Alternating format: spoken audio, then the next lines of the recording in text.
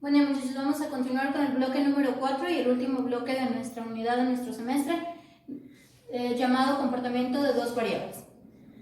Empezamos con la parte de representación. La representación gráfica de dos variables o bien datos bivariados es útil para ver el comportamiento a simple vista de estas dos variables antes de realizar los cálculos un poco más complejos. A esto se le conoce como diagrama de dispersión y se obtiene representando cada una de las observaciones, tanto para X como para Y o para cada una de las variables, como un punto en el plano cartesiano, es decir, en el eje de las X y en el eje de las Y. Dentro de las características que tenemos de datos bivariados están las siguientes. La existencia de la correlación.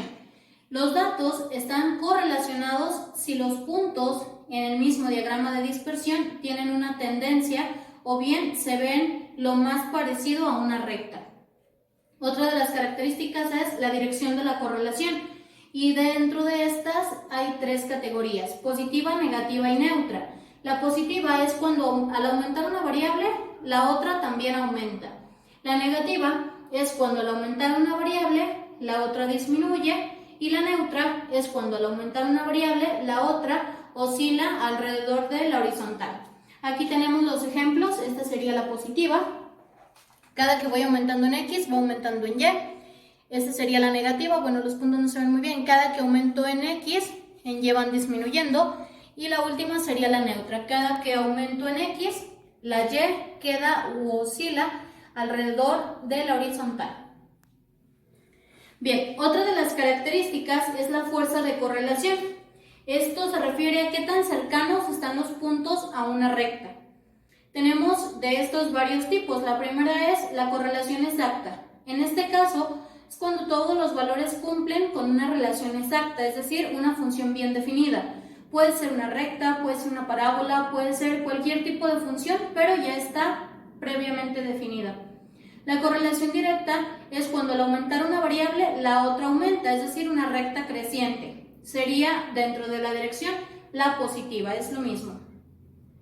La correlación inversa es lo mismo que la negativa, es decir, cuando al aumentar una variable, la otra disminuye o bien forma una recta decreciente. La correlación fuerte quiere decir que cuanto más cerca están los puntos a la recta, es más fuerte la relación o la correlación que existe entre ellos. La correlación débil es al revés.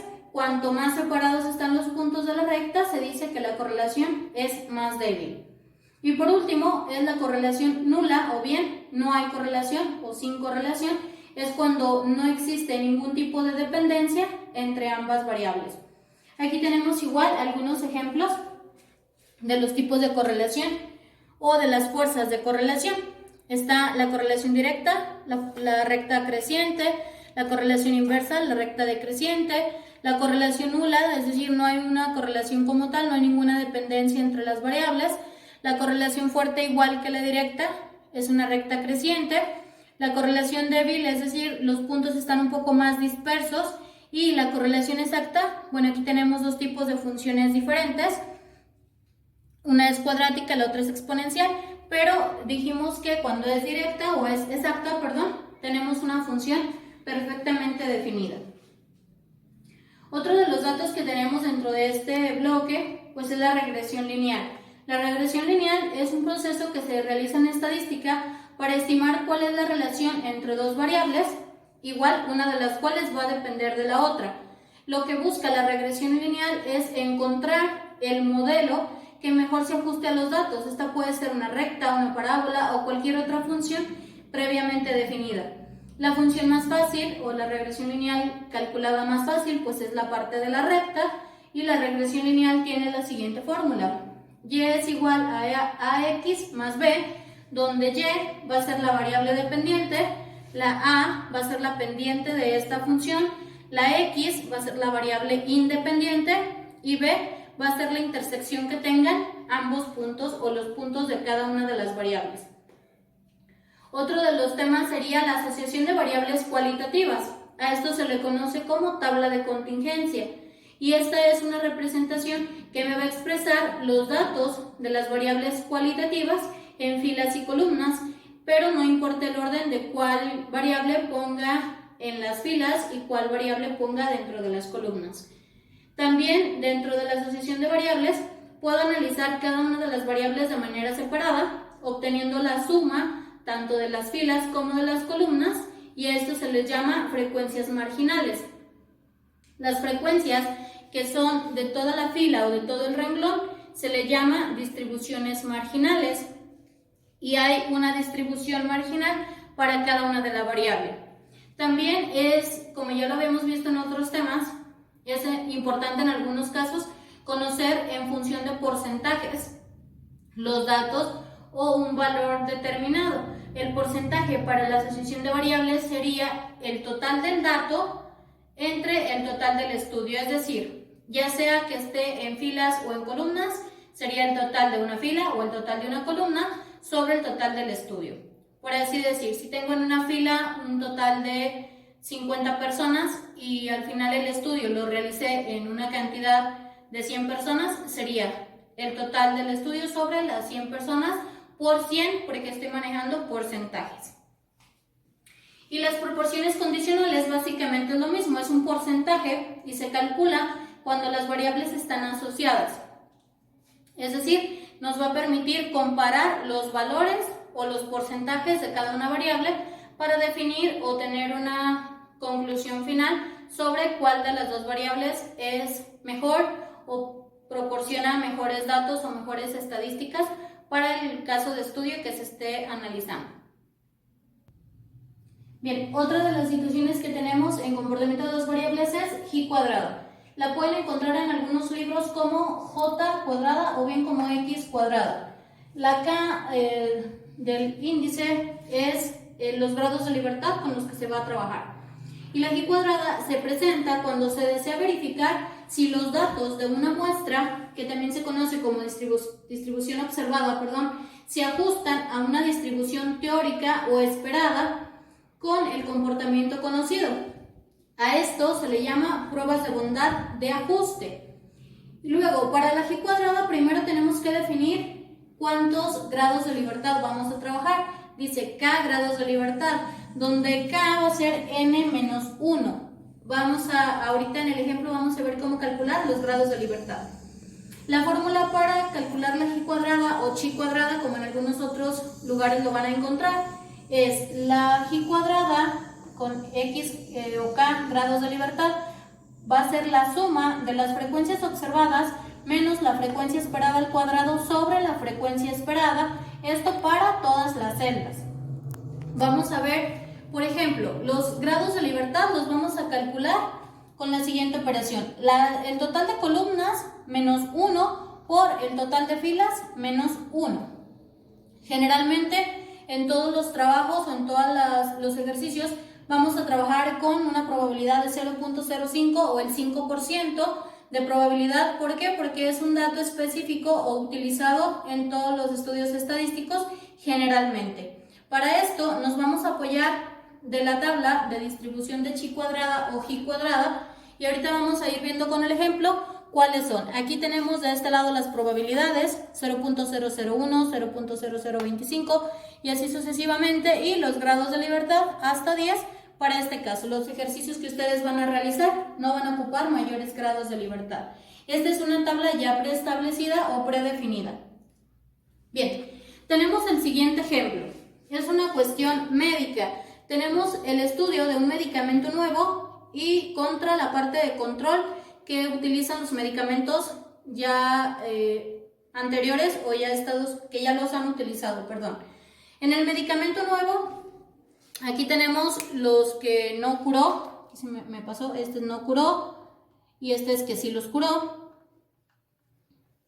¿Sí? A los que no curó el medicamento nuevo, observados son 10 y a 40 personas sí las curó.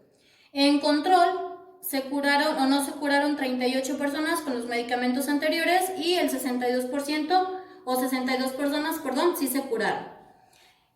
Lo que está en azul o estos datos son las frecuencias observadas, es decir, después del estudio a estas 150 personas yo obtuve esto, que con el medicamento nuevo 10 no se curaron, 40 sí se curaron, con el control 38 no se curaron y 62 sí se curaron.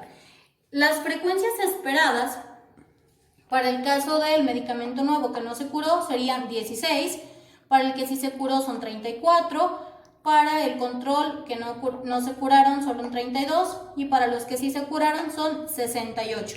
¿Cómo obtengo las frecuencias esperadas? Las frecuencias esperadas es el total de la columna por el total de la fila sobre el total general. Es decir, vamos a hacer el ejemplo para este caso. La frecuencia esperada para el caso de la observación 10. Es decir, 48, que es el total de la columna, por el total de la fila, 50, entre el total general, que son 150.